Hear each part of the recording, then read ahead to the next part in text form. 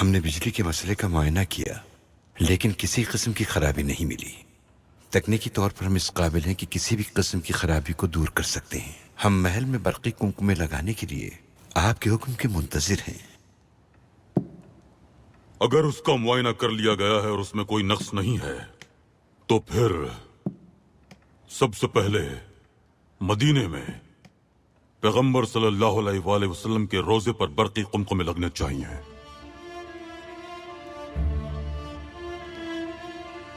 اگر ان کی مسجد اور روزے اثر روشن نہیں ہے اور ہم اپنے محل میں سورج بھی رکھ دیں اور رات اور دن کو اس سے منور کر دیں پھر بھی ہم اس محل کو روشن نہیں کر سکتے۔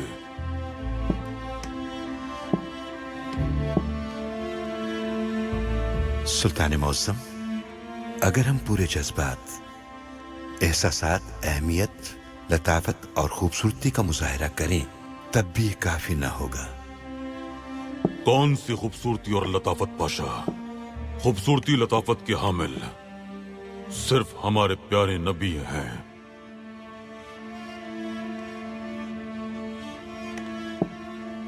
ایک دن ہمارے پیارے نبی صلی اللہ علیہ وآلہ وسلم نے حضرت ابراہیم علیہ السلام کے بارے میں ایک آیت تلاوت فرمائی۔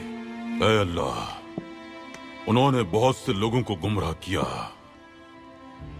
تو جس شخص نے میرا کہنا مانا وہ شخص میرا ہے، اور جس شخص نے میری نافرمانی کی تو ہی بخشنے والا ہے۔ پھر ہمارے نبی نے حضرت عیسیٰ علیہ السلام کے بارے میں آیت تلاوت فرمائی، اگر تو انہیں آزاد کرے تو وہ تیرے ہی بندے ہیں۔ يلا باقي شوية نص ساعة نص مين خد 7 اب؟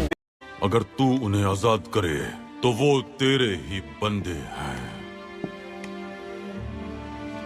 اور اگر تو انہیں بخش دے تو بے شک تو ہی غالب حکمت والا ہے، بے شک اللہ ہر چیز پہ قادر ہے۔ یہ آیت تلاوت فرمانے کے بعد ہمارے پیارے نبی نے دعا فرمائی۔ ان کی آنکھوں سے موتی کی طرح اشک رواں تھے۔ انہوں نے اللہ سے دعا کی، میری امت کی حفاظت فرما، اس پر رحم فرما، میری امت کو بخش دے۔ اللہ تعالی نے اپنے پیغمبر کی یہ دعائیں سن کر جبرائیل علیہ السلام کو حکم دیا کہ جاؤ اور دیکھو میرا حبیب کیا فرما رہا ہے۔ جبرائیل علیہ السلام نے ہمارے نبی سے پوچھا، آپ کیوں گریہ گناہ ہیں؟ رسول اکرم نے فرمایا، ہم اپنی امت کے غم میں رو رہے ہیں اور ہمیں اس عذاب کا ڈر ہے جس سے ہماری امت کو گزرنا پڑے گا۔ جبرائیل علیہ السلام نے آپ کا جواب اللہ تعالی تک پہنچایا، جس پر اللہ تعالی نے فرمایا، جاؤ اور میرے حبیب کو بتا دو کہ اللہ تعالی آپ کو امت کے بارے میں راضی کر دے گا، آپ کو رب پریشان نہیں چھوڑے گا، آپ راضی ہو جائیں گے۔ کیا ہمارے پاس وہ خوبصورتی اور لطافت ہے جو ہمارے نبی کے پاس ہے؟